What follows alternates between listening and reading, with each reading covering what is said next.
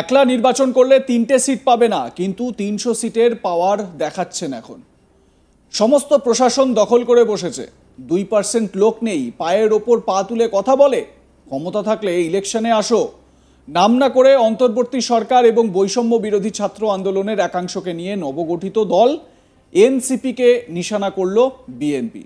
মঙ্গলবার কিশোরগঞ্জের ইটনা সদরের পুরান বাজার এলাকায় এক ঈদ পুনর্মিলনী ও পথসভার আয়োজন করা হয়। আর সেখানে নাম না করলেও খালেদার রাজনৈতিক উপদেষ্টা ফজলুরের নিশানায় অন্তর্বর্তী সরকারের মুখ্য উপদেষ্টা মোহাম্মদ ইউনুস এবং নাহিদ ইসলাম, সার্জিস আলমের মতো এনসিপি নেতারা বলেই মনে করছে রাজনৈতিক তথ্যাভিজ্ঞ মহল। ফজলুর রহমান বলছেন, একলা নির্বাচন করলে 3টে সিট পাবে না, কিন্তু 300 সিটের পাওয়ার দেখাচ্ছেন এখন। সমস্ত প্রশাসন দখল করে বসেছে। 2% লোক নেই, পায়ের ওপর পা তুলে কথা বলছে। ইউএনও চলে তার কথায়, ডিসি চলে তার কথায়, প্রশাসন চলে তার কথায়। কেন?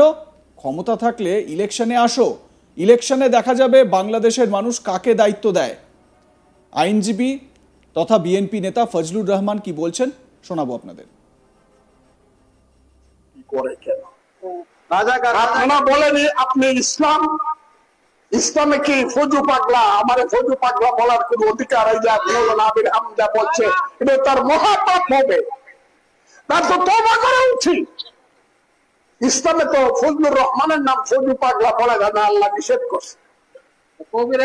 আমি আপনাকে বলি, এত গালি, হাজার হাজার গালি দিল জামাত ইসলাম। তো একদিন তো আমি বললাম না জামাত ইসলামকে একটা গালি দিলে, বলছি ভোট করেন, ঠিক আছে আপনারা পাল্লা মাখালিয়া করবেন, আমরা ধানের শীষ নিয়ে করবো, পাবলিককে ডিসিশন নিতে দেন, যারে পাবলিক ভোট দেব হে দেশ চালাইবো। কথাটা ঠিক না দেখি? তাহলে বহাবহি করেন কেন? আর খালি পিছন দিক দিয়ে কালো অন্ধকারে বসে বসে গুট করেন কেন? 10 বছর কেমনি বিনা পুজো তাহলে যায়? কারণ জানেন ভোট করলে কিচ্ছু থাকবে না, জামানত থাকবে না, অনেক জায়গায় জামানত থাকবে না। ভোট করলে 3টা সিট পাইবেন না, কিন্তু 300 সিটের পাওয়ার দেখা যাচ্ছে না। সমস্ত প্রশাসন দখল করে বসে, একটা লোক নাই,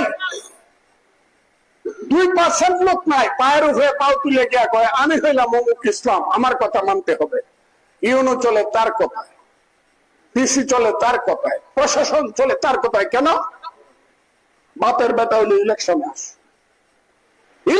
আসো, ইলেকশনে দেখা যাবে বাংলাদেশের মানুষ কাকে দায়িত্ব দেয়। কথাটা আমি হাসা কইছিলাম। অহংকারী করো, পার্লামেন্ট যদি ইকোনমিটা নষ্ট গানে পাস করে আমি স্যালুট দেব। আগে কইছে ডিসেম্বর মাসে ভোট দিব, কইছে না ইউনুস? কয়েকদিন পরে আবার একজন আছে, আমি আর তারে বহি না, আবার লোক পাঠায় কইছে বুঝলুদের কই আমার বাপ কি আছিল ওটা যাতে না করে। তার বাড়ি হবিগঞ্জ। কইছে না একজন ভদ্র মহিলা, তারে যে সব আগে আগে কথা কয়।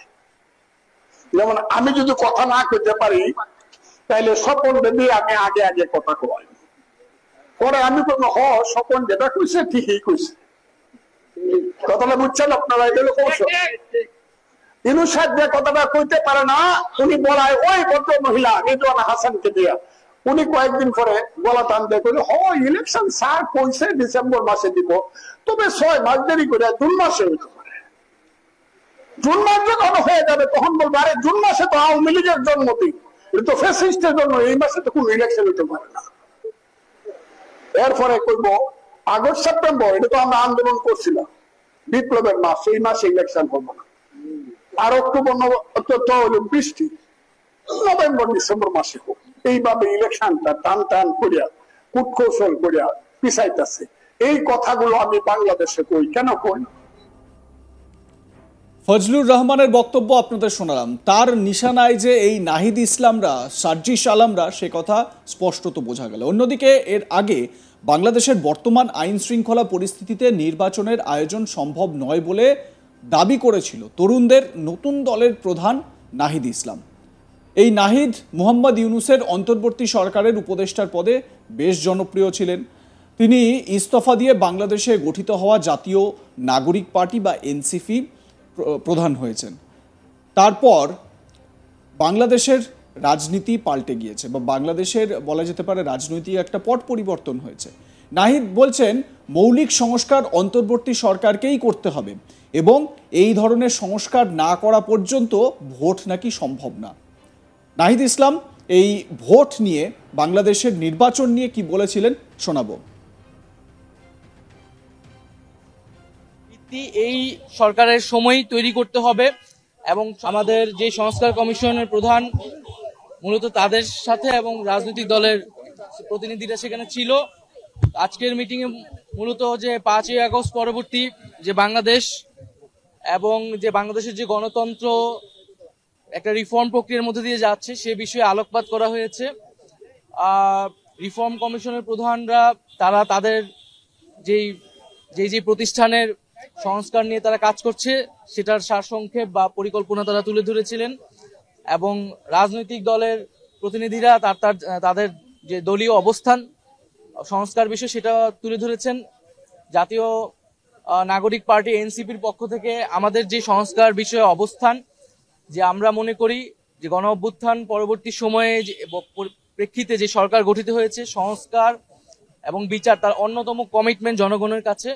ফলে মৌলিক সংস্কারের ভিত্তি এই সরকারের সময় তৈরি করতে হবে এবং সকল রাজনৈতিক দল মিলে যে একটা ঐক্যমত পোষণ করতে হবে, যেটা জুলাই সনদের কথা বলা হচ্ছে, সেই জুলাই সনদে স্বাক্ষরের মাধ্যমে আমাদের জনগণের কাছে আমাদের যে কমিটমেন্ট সংস্কারের এবং সংস্কারের যে ধারাবাহিকতা সেটার বাস্তবায়নের জন্য আমরা জুলাই সনদে তার দ্রুত বাস্তবায়নের কথা বলেছি এবং সংবিধান সংস্কার বিষয়ে আমাদের যে অবস্থান যে গণপরিষদের মাধ্যমেই সংবিধান সংস্কার করতে হবে, অন্যথা পার্লামেন্টে সংবিধান সংস্কার টেকসই হবে না। বাংলাদেশের ইতিহাস থেকেও আমরা এটাই দেখতে পাই। তো আমাদের সেই দলীয় অবস্থান আমরা সংক্ষেপে বলেছি।